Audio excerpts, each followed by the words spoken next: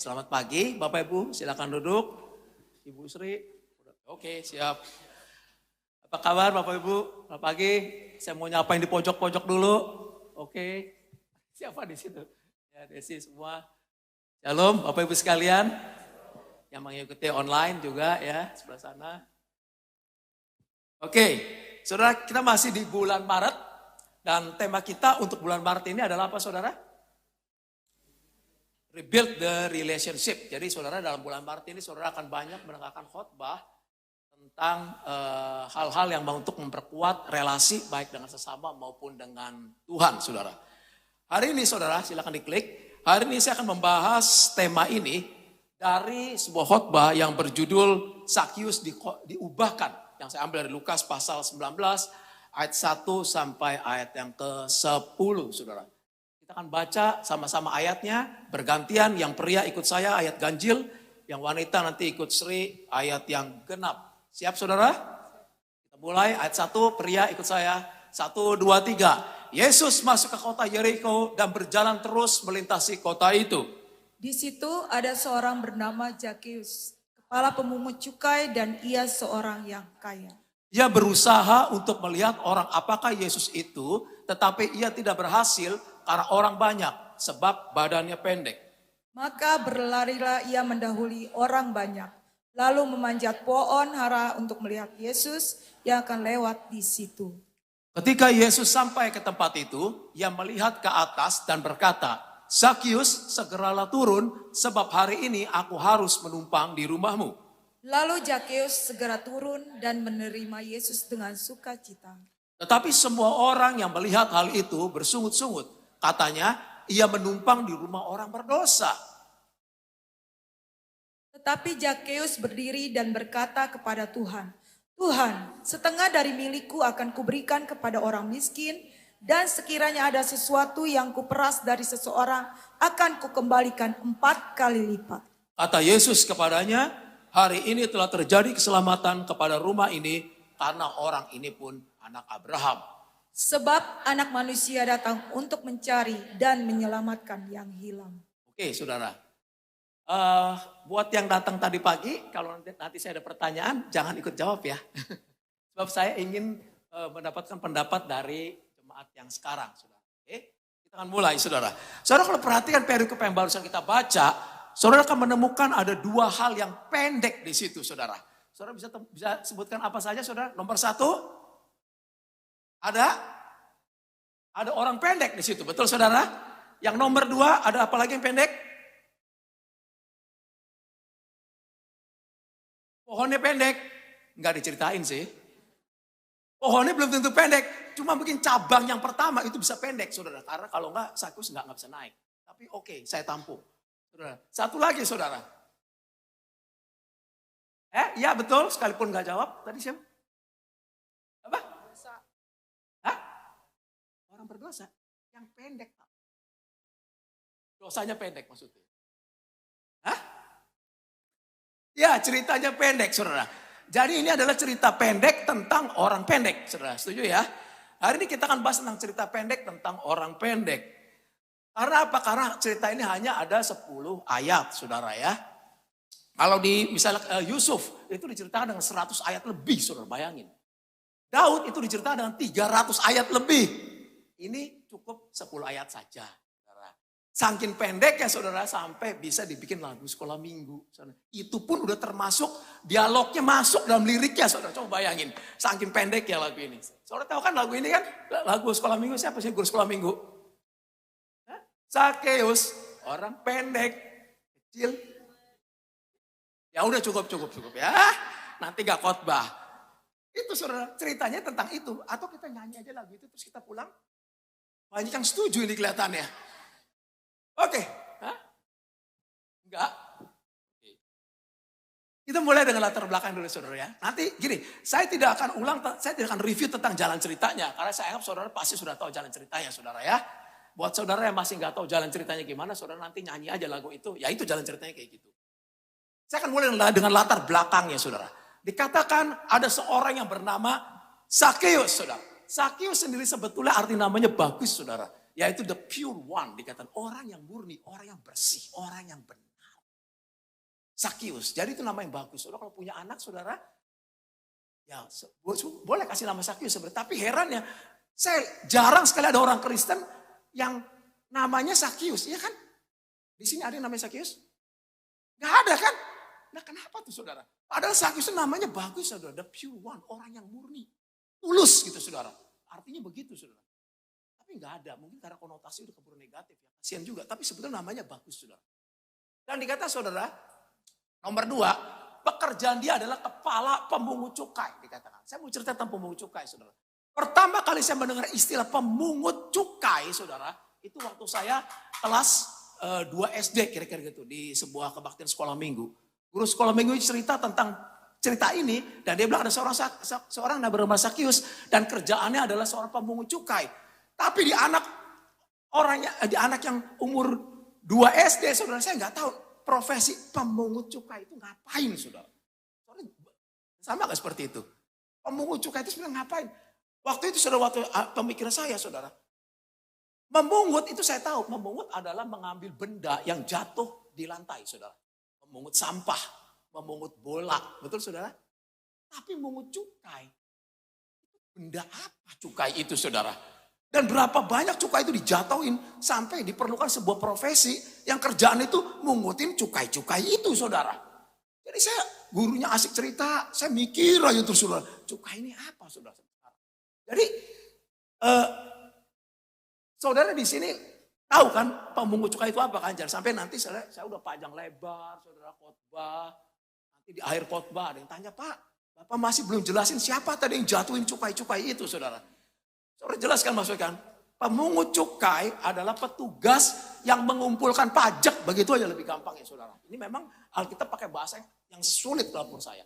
Petugas pengumpul pajak, udah begitu. Kalau begitu ngerti semua kan? Ya kan?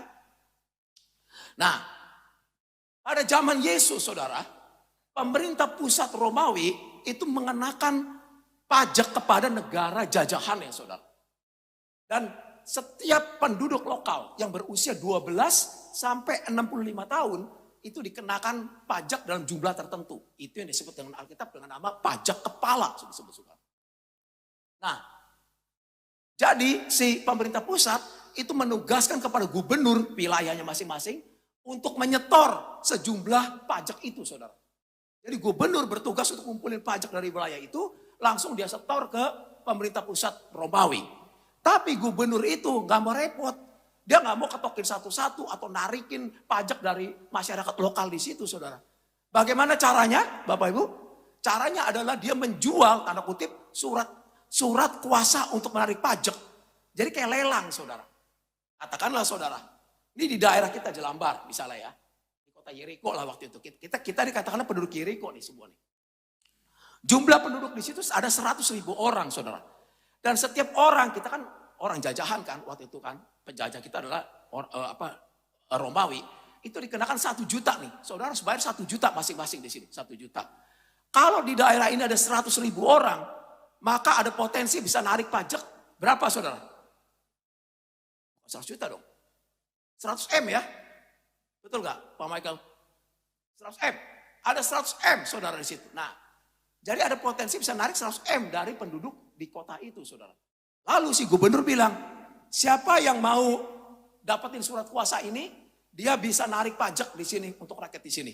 Berapa mau bayar surat ini? Lalu dia bikinin lelang, tender saudara. Katakanlah dari sebelah sana Santo nawar 60 M Pak. Oke, saya di gubernurnya nih, 60 M. Oke, lalu sini Bapak bilang 70 M. Di sini Syucing bilang 80 M. Dia menang. Karena dia berani nawar paling tinggi. Syucing dapat surat kuasa ini. Surat kuasa untuk narik pajak, saudara. Sebagai gantinya, Syucing harus bayar ke saya, ke gubernur 80 M. Karena dia orang paling tinggi. Saya gubernur dapat 80 M, saya tinggal setor ke pemerintah pusat. Tuh 80 M.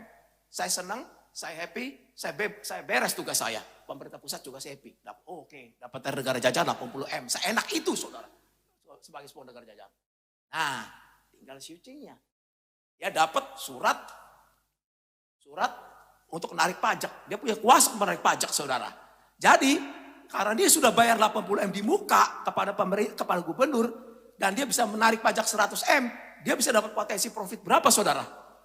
20 M itu enak ya saudara. Tetapi nggak cukup sampai di situ. Di lapangan ceritanya beda saudara.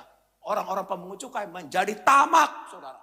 Kemudian dia menarikkan tarifnya sendiri. Yang tadinya 1 juta, dia bisa narik 1,5 juta. Bisa mengenakan tarif 2 juta saudara. Pemerintah Romawi tidak perlu tahu itu. Karena itu urusan bangsa kamu sendiri saudara. Jadi dia nggak mau tahu. Jadi saudara sebetulnya pajak yang ditetapkan oleh pemerintah pusat sebetulnya tidaklah terlalu tinggi saudara. Tetapi yang mencekik leher adalah karena ulah daripada oknum-oknum pemungut cukai itu saudara. Sekarang saudara mengerti kenapa orang Israel itu benci sekali dengan pemungut cukai saudara. Karena pemungut cukai itu dianggap pengkhianat. Setelah dia mendapat surat kuasa itu, dia naikkan tarif dan dia dengan tidak segan-segan menarik paksa dan kekerasan untuk memperkaya diri sendiri. Dan pada saat sama dia dianggap sebagai pengkhianat karena dia seperti kayak bekerja kepada pemerintah penjajah saudara. Saudara pikir kalau saudara kita sama-sama dijajah saudara. Dan teman kita mempunyai profesi seperti itu. Saudara sebel gak sama orang kayak gitu? Sebel banget apa sebel aja? Nah itu saudara seperti yang dialami oleh orang Israel, orang Yahudi kepada orang pemungut cukai saudara. Dan itu sebabnya pemungut cukai menjadi kaya raya saudara dengan cara yang seperti itu. Dia menjadi sangat kaya tetapi dia menjadi dibenci oleh masyarakat. Kemudian saudara dikatakan lagi secara fisik dia tubuhnya pendek. Alkitab tidak menyebutkan berapa tinggi persisnya, berapa cm saudara. Tidak disebutkan saudara. Mungkin juga tingginya semampai. Maksudnya semeter tak sampai, tapi bisa juga saudara kemungkinan besar, kalau menurut saya itu tingginya adalah lebih rendah daripada bahu orang rata-rata saudara. Ya kira-kira ya mungkin seginilah gitu. Saudara ya, kalau bahu rata-rata saya saudara ya. Nah kemudian saudara, sekarang dengan latar belakang seperti ini kita akan masuk ke dalam pokok bahasannya. Kisah Zakius saudara, itu sekalipun diceritakan pendek, tetapi kisah ini sangat menarik. Kenapa saudara? Karena kisah ini menceritakan tentang suatu perubahan yang drastis dari seorang yang sangat berbuat dosa menjadi seorang yang berubah saudara setelah bertemu dengan Yesus. Paling tidak ada 3 perubahan yang kita bisa amati dari perjumpaan Zakius dengan Yesus. Kita lihat satu persatu. Yang pertama saudara, Zakius mengalami perubahan harga diri saudara. Zakius saudara sekalipun dia sangat kaya raya Bapak Ibu sekalian. Tapi kita bisa yakin dia mengalami pergumulan di dalam gambar dirinya Bapak Ibu sekalian.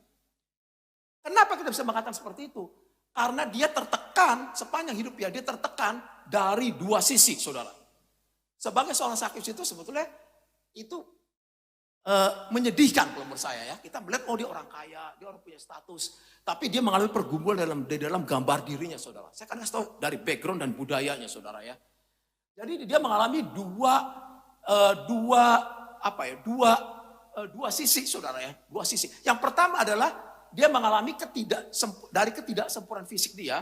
Yang kedua adalah karena profesi dia saudara. Kita lihat dari ketidaksempurnaan fisik. Dari ketidaksempurnaan fisik, setiap kali dia melihat dirinya di kaca, saudara, dia akan melihat bahwa dia pasti si Zakius gak puas dengan dirinya sendiri. Betul saudara? Kalau seseorang dilahirkan dengan tidak sempurna, itu jarang yang bilang, wah gue bangga dengan tubuh gue seperti ini. Dia pasti merasa seperti kayak, kenapa saya dilahirkan seperti ini? Jadi Zakius menolak dirinya sendiri. Ada ketertolakan dari Zakius kepada dirinya sendiri, saudara. Itu tipikal dari orang-orang yang terlahir dengan ada kekurangan fisik saudara ya. Dan itu memang hal yang umum biasa seperti itu. Dan lagi pula saudara, ini cepat saja saudara. Dan lagi pula saudara, ingat pada zaman itu ada suatu budaya atau anggapan bahwa setiap orang yang terlahir cacat saudara. Atau terlahir dengan kekurangan fisik, itu ada dianggap karena kena kutukan Tuhan atau kena hukuman Tuhan saudara. Nah itu lebih lagi memperberat orang yang mengalami kekurangan fisik saudara. Karena dia dianggap sebagai kena kutukan atau kena hukuman Tuhan. Saudara ingat ketika Yesus dan murid-muridnya bertemu dengan seorang yang buta dari lahirnya? Apa pertanyaan murid-muridnya kepada Yesus? Dia katakan, Rabi, siapakah yang berbuat dosa? Orang ini sendirikah? Atau orang tuanya sehingga ia dilahirkan buta? Itulah pertanyaan tipikal saudara pada zaman itu. Jadi orang pada zaman itu menganggap bahwa semua orang yang terlahir cacat seperti orang yang lahir dengan buta ini, mereka bingung. Kok ada orang yang dilahirkan sempurna, ada orang yang dilahirkan cacat. Nah dalam anggapan mereka yang dilihat cacat, pasti ada something wrong. Entah dirinya sendiri atau orang tuanya pernah berbuat dosa sehingga nurun ke dia, saudara. Tapi saudara bayangkan kalau saudara yang kena kepada orang yang seperti itu, saudara, seperti Sakius, saudara akan merasa bagaimana hati saudara. Saudara akan merasakan ketertolakan dari Allah. Saya sebut sebagai ketertolakan dari Allah, saudara. Karena dia merasa sebagai Tuhan pun seperti tidak menyukai kehadirannya dengan memberikan tubuh yang tidak sempurna. Yang ketiga tentu saja pada zaman itu orang-orang yang berkekurangan itu fisik itu menjadi target bulian, saudara. Nggak usah pada zaman Yesus, saudara. Pada waktu saya kecil, saya melihat sendiri, saudara, orang-orang yang ya cebol lah disebutnya ya, orang-orang yang itu menjadi target bulian, saudara. Mereka dihina, mereka dibully, kata-kata yang dipermainkan bagi saudara. Sampai dia nangis, sampai dia marah, saudara. Kasihan sekali saudara orang seperti itu. Apalagi pada zaman sekarang di Amerika sekali yang negara maju tentu sudah berbeda, saudara. Tapi pada zaman itu tidak seperti itu, saudara. Itu dari ketidaksempurnaan fisik dia. Dari profesi dia, tadi kita sudah tahu, dia itu ditolak oleh sosial lah ya. Dia dianggap sebagai pengkhianat bangsa, dia dianggap sebagai sampah masyarakat, saudara.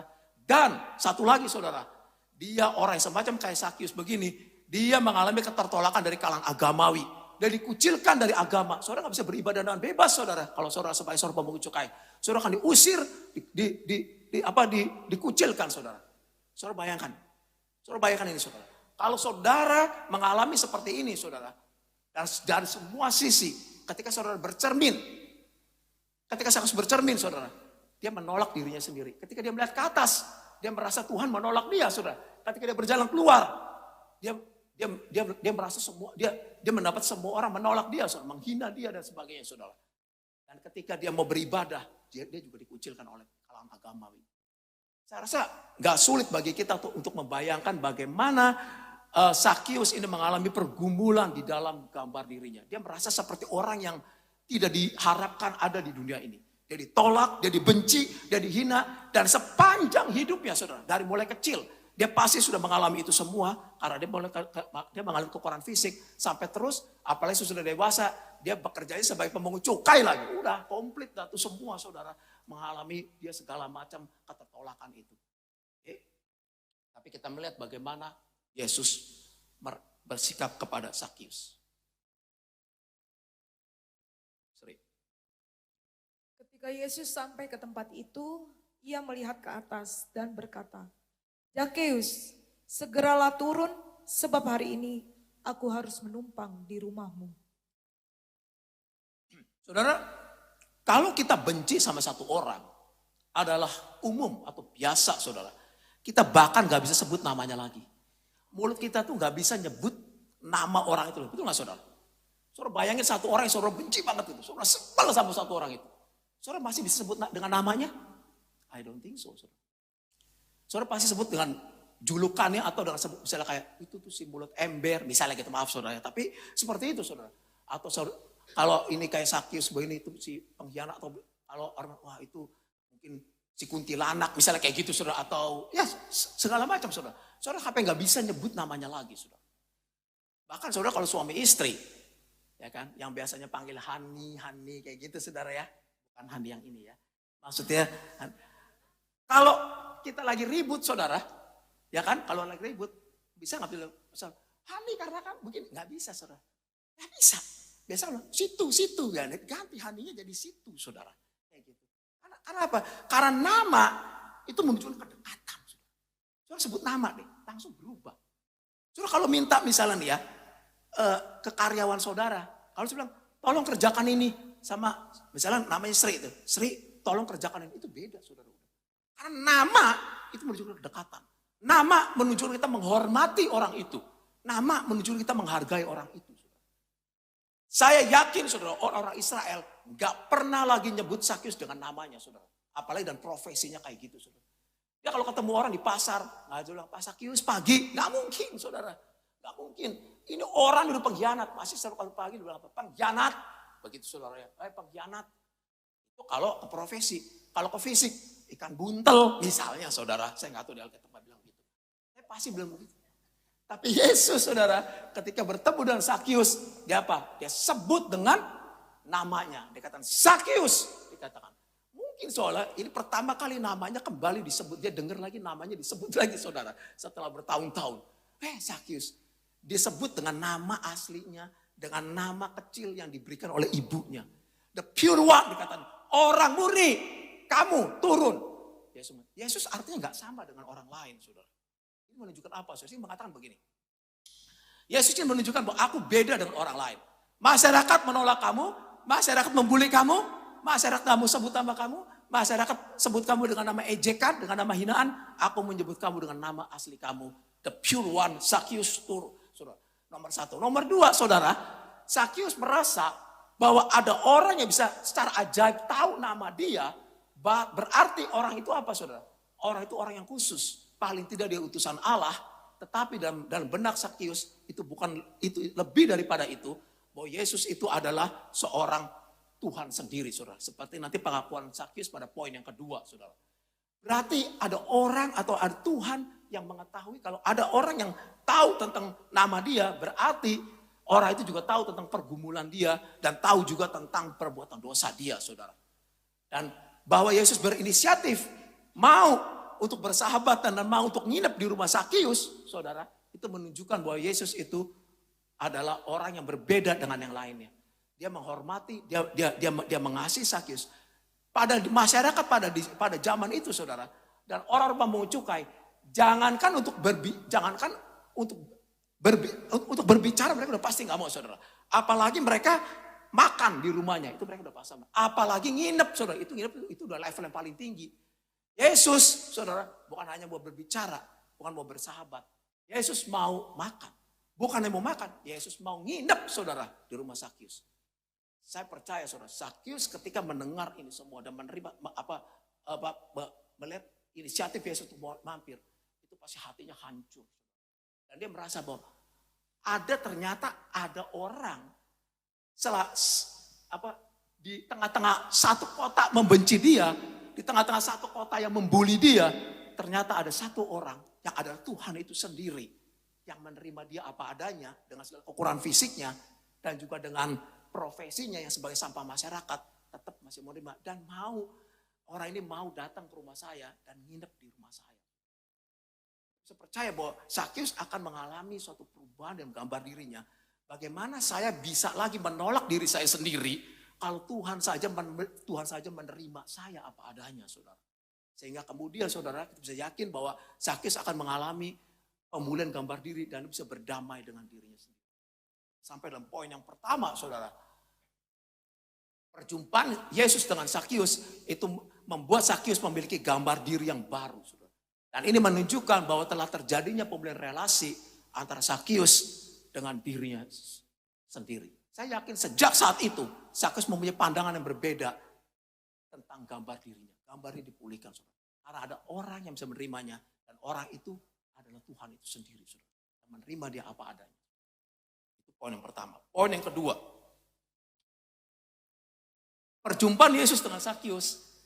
Selain membuat Sakius berubah dalam gambar diri. Sakius juga mengalami perubahan di dalam fokus. Saudara. Mari kita baca ayat. Lalu Sakius segera turun dan menerima Yesus dengan sukacita. Tetapi Sakius berdiri dan berkata kepada Tuhan, Tuhan, setengah dari milikku akan kuberikan kepada orang miskin. Dan sekiranya ada sesuatu yang kuperas dari seseorang, akan kukembalikan 4 kali lipat. Ayat kelima adalah inisiatif Yesus untuk mau menginap di rumah Sakius. Ayat ke-6 adalah respon daripada Sakius. Kita lihat responnya gimana. Dikatakan Sakius segera turun dan menerima Yesus dengan sukacita. Kata menerima di situ, itu bukan saja di artinya menerima kehadiran Yesus atau membuka rumahnya untuk ditumpangi oleh Yesus. Tetapi lebih jauh kata menerima di situ artinya menerima kehadiran Yesus sebagai Tuhan atas hidupnya, saudara. Bagaimana kita bisa tahu? Kita bisa tahu dari pengakuan dari Sakius itu sendiri, saudara. Saudara lihat di sini, dia bilang Tuhan. Di pasal sebelumnya, ini kan pasal 19 Bapak Ibu ya. Di pasal sebelumnya yaitu di pasal 18 ada juga seorang kaya yang lain bertemu dengan Yesus, saudara. Tapi orang kaya yang itu yang di pasal 18, saudara, itu tidak pernah menyebut Yesus dengan Tuhan. Dia menyebut Yesus dengan guru. Sakius menyebut Yesus bukan dengan guru, dengan Tuhan. Artinya apa, saudara? Artinya, saudara, Tuhan itu dalam bahasa aslinya kurios, K huruf besar, itu artinya penguasa atas segalanya atau Tuhan atas hidupku. Jadi kalau orang mengakui Tuhan kepada seseorang, itu artinya dia menempatkan orang itu menjadi pusat dalam hidupnya, menjadi Tuhan dan bukan dirinya sendiri, saudara. Saudara ikut SMK, di sini ada ikut SMK kan ya? Pasti saudara lihat gambar ini atau gambar yang mirip seperti ini, saudara. Ini adalah gambar, saudara, untuk orang yang belum mengenal Kristus. Baik Sakius maupun diri kita sendiri, saudara. Saudara lihat di situ, saudara. Kristus itu ada di luar lingkaran, saudara. Dia ada di luar lingkaran. Dan di dalam lingkaran, saudara, itu ada sebuah kursi tahta di situ. Dan di kursi tahta itu yang duduk adalah S. S di situ adalah self atau saya atau ego kita. Itu adalah sebelum kita kenal Kristus. Sayalah yang menjadi pusat, fokus di dalam hidup saya. Orang-orang yang tidak mengenal Kristus itu akan menempatkan dirinya menjadi pusat di dalam kehidupannya, saudara. Nah, karena menempatkan pusat, saudara, kehidupannya, maka yang hijau itu, bulatan-bulatan hijau, saudara, itu adalah aspek-aspek kehidupan. Semuanya ditarik oleh saya dan untuk kepentingan saya. Saya nggak peduli dengan orang lain, saya nggak peduli dengan Tuhan, saya hanya peduli dengan diri saya sendiri. Bagaimana saya menjadi senang, bagaimana saya menjadi kaya dan sebagainya, saudara. Itu sebabnya, saudara, orang semacam ini biasanya memiliki ketidakharmonisan dengan lingkungan. Itulah yang dialami oleh Sakius sebelum dia bertemu dengan Yesus. Sakius nggak peduli dengan orang lain, Sakius saya peduli dengan dirinya sendiri, saudara. Orang lain mau menjerit, orang lain mau menangis, saudara, karena uangnya diperas, saudara. Yang penting saya dapat uang banyak, saudara. Kenapa? Karena dirinya lah yang menjadi Tuhan atas hidupnya. Tapi setelah bertemu dengan Yesus, Bapak Ibu sekalian, Sakius menempatkan Tuhan di atas kursi itu. Itu disebutnya Christ-directed life atau Christ-centered life, saudara. Kehidupan yang berpusatkan kepada Kristus. Orang-orang sudah mengenal Kristus, saudara dan saya, itu harus saudara memiliki posisi seperti ini, saudara. Kristus ada di dalam kursi hidup kita, saudara. S, self, sayanya, jongkok di bawah, saudara. Lihat itu, saudara, di bawah. Dan semua aspek kehidupan kita, yang bulat-bulat itu, saudara, itu akan menjadi teratur karena semuanya diarahkan dari Kristus, oleh Kristus, dan bagi Kristus, saudara. Dan ketika kita tidak lagi egosentris, hanya mementingkan diri sendiri, maka otomatis apa, saudara? Maka otomatis akan menimbulkan keharmonisan kepada sesama. Kita akan menjadi, karena kita bisa mementingkan orang lain. Bahwa hidup kita bukan diri kita, tetapi hidup kita juga untuk kepentingan orang lain dan untuk kepentingan Kristus, saudara. Itulah, saudara, yang dialami oleh Sakius sesudah dia bertemu dengan Kristus, saudara. Ada perubahan fokus dalam hidupnya. Dulu yang dia fokus kepada diri sendiri, sekarang fokusnya kepada Kristus. Dan ketika mulai berfokus kepada Kristus, dia bilang, Tuhan, Engkau menjadi Tuhan atas hidupku. Tiba-tiba, saudara, otomatis semuanya menjadi berubah, saudara. Ketika fokusnya berubah, tiba-tiba dia jadi melihat orang lain. Aduh, dia merasa malu, saudara, dengan kehidupan berdosa dia. Selama ini apa yang saya sudah lakukan? Cuma mementingkan diri saya sendiri, saudara. Hanya memperkaya diri sendiri, dia merasa malu, saudara. Kenapa kita bisa tahu itu, saudara? Dari respon Sakius. Apa yang Sakius lakukan, saudara? Tadi kita baca. Mengembalikan, saudara, dengan segala macam kelebihannya. Itu sebagai bentuk apa, saudara? Sebagai bentuk pertobatan dia. Dia merasa seperti dia tidak layak untuk mengambil harta orang-orang itu. Lebih daripada yang seharusnya, maksudnya, saudara. Dia mengembalikan itu, saudara.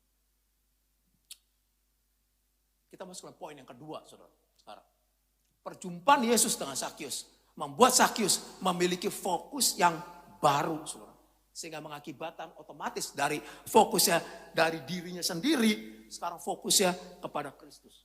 Ketika seseorang tidak lagi mementingkan diri sendiri, tidak egosentris, tapi Kristus, maka otomatis mengakibatkan terjadi pembulian relasi antara Sakius dan orang lain. Saya percaya, saudara, sejak saat itu, Sakius yang tadi dibenci, dia tidak lagi dibenci orang. Karena dia kembaliin uangnya itu, saudara. Dia tidak benci. Berarti terjadi pembulian relasi antara dirinya dengan orang lain. Yang pertama, terjadi pembulian relasi antara dirinya dengan dirinya sendiri. Yang kedua, dirinya dengan orang lain. Yang ketiga, perjumpaan Yesus bukan saja membuat Sakius berubah di dalam, apa, saudara, nomor satu? Gambar diri. Nomor dua, fokus, tetapi juga Sakius mengalami perubahan di dalam identitas. Sakius mengalami perubahan di dalam identitasnya, saudara. Mari kita baca ayatnya. Lalu Zakheus segera turun dan menerima Yesus dengan sukacita. Tetapi semua orang yang melihat hal itu bersungut-sungut. Katanya, ia menumpang di rumah orang berdosa. Kata Yesus kepadanya, hari ini telah terjadi keselamatan kepada rumah ini, karena orang ini pun anak Abraham. Saudara perhatikan di ayat yang ke-7, saudara. Di ayat ke-7, Sakius itu dilabel atau dicap atau diberikan status oleh masyarakat Yahudi itu sebagai apa, saudara? Orang berdosa, betul saudara. The sinner. Oke. Tetapi ketika Yesus datang, Yesus memberikan satu label baru kepada Sakius. Dia disebut apa, saudara? Anak Abraham, saudara. Berarti terjadi shift, terjadi perubahan, saudara, status dari orang berdosa ke anak Abraham. Nah, apa ini status-status ini, saudara? Orang berdosa. Ketika seseorang dilabel dengan orang berdosa pada zaman itu tidak menunjukkan sebagai suatu status umum. Maksudnya begini, kalau orang berdosa berarti saya yang melabel, saya tidak berdosa. Bukan begitu, saudara.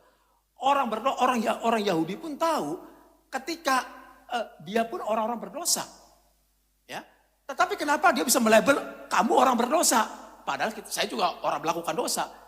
Label orang berdosa atau the sinner itu menunjukkan pada orang yang telah melakukan dosa yang sudah sangat berat. Atau pendosa berat disebut kayak gitu, saudara.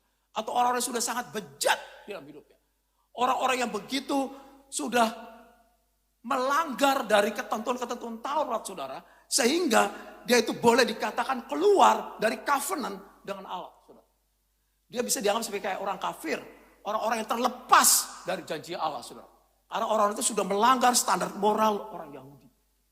Disebut pendosa. Dan orang-orang ini adalah status yang berat, saudara. Bila dikenakan pada seseorang. Karena kalau ini dikenakan pada seseorang, orang itu bisa dikucilkan. Orang itu bisa dianggap sebagai orang kafir. Orang itu bisa dianggap sebagai penghuni neraka, saudara. Dia tidak lagi disebut sebagai anak Abraham. Anak Abraham artinya orang-orang yang masih menerima janji Abraham itu. Mereka turun Abraham itu mereka bangga banget, saudara. Sebagai anak keturunan Abraham, saudara. Tapi Yesus, saudara, mengatakan kamu adalah anak Abraham. Justru. Nah, pandangan Yesus itu beda. Yesus mengoreksi pandangan ini. Yesus mengoreksi pandangan yang salah atau kebanggaan yang salah dari orang Yahudi. Orang Yahudi pikir, saya bangga sebagai orang Yahudi karena saya punya darah dari Bapak Abraham turun ke saya. Dan karena saya keturunan, maka saya adalah bangsa pilihan Tuhan. Dan saya pasti diselamatkan, saudara. Yesus bilang, no, bukan begitu. Yang disebut anak Abraham adalah anak Abraham rohani, saudara. Jadi bagi Yesus, saudara. Bagi Yesus, yang disebut dengan anak Abraham yang sejati, bukanlah keturunan secara fisik, tapi anak Abraham rohani, yaitu orang yang menerima dan beriman kepada Kristus, seperti yang dilakukan oleh Sakius, saudara. Yesus meredefinisikan tentang anak Abraham itu, saudara, dalam perjanjian baru. Ini kemudian dikonfirmasi di Galatia, Sri. Jadi hendaklah kalian menyadari bahwa orang yang benar-benar keturunan Abraham adalah orang percaya kepada Allah. Jadi saudara, kita ini anak Abraham bukan, saudara? Anak Abraham, saudara, dalam pandangan ini, saudara. Kita memang bukan anak Abraham secara darah, saudara. Tapi di mata Yesus, kita adalah anak Abraham sejati, anak Abraham rohani, saudara, seperti itu. Nah, saudara, dengan pandangan seperti ini, maka kita sampai pada poin yang ketiga, saudara. Perjumpaan Yesus dengan Sakius itu membuat Sakius memiliki identitas yang baru. Dari identitas sebagai orang berdosa menjadi anak Abraham. Di sini menunjukkan telah terjadi pemulihan relasi antara Sakius dengan Tuhan. Itu yang saya mau sampaikan, saudara, pada saat hari ini. Dan sekarang refleksinya, saudara. Oke, refleksinya ya. Jadi refleksinya begini. Pelajaran Sakius ini pada saat pagi hari ini, itu mengingatkan kepada kita bahwa sebetulnya kita ini adalah sama seperti Sakius-Sakius itu, saudara.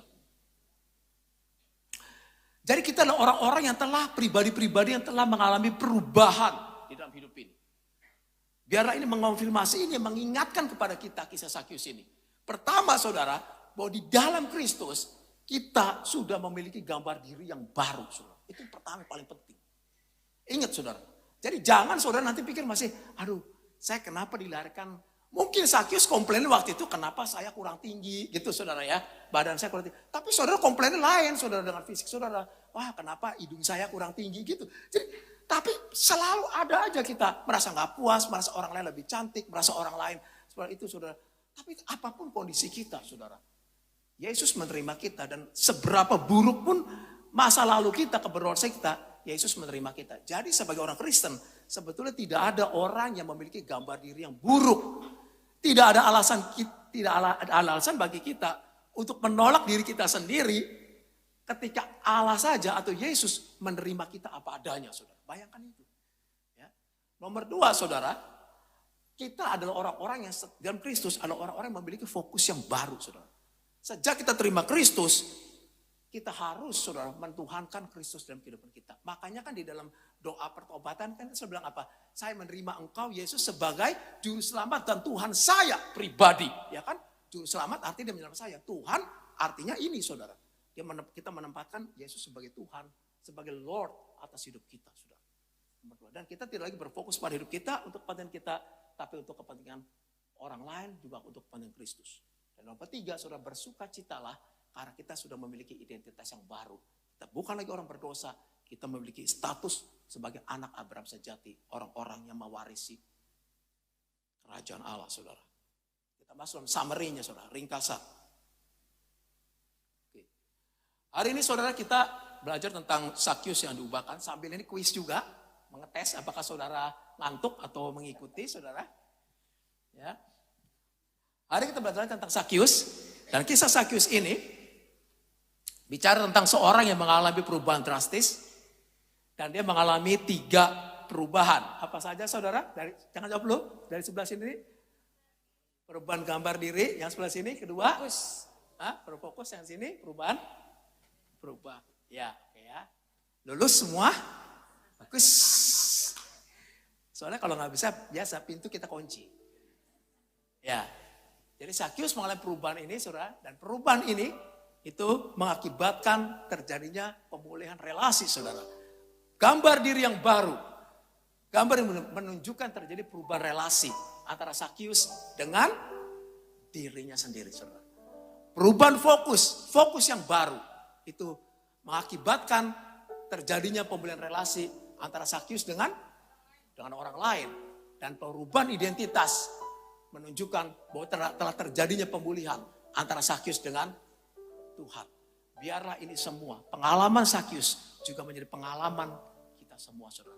Kita telah menjadi orang-orang yang telah diubahkan dan kita telah dipulihkan relasi kita baik dengan diri kita sendiri maupun dengan orang lain maupun dengan Tuhan, saudara.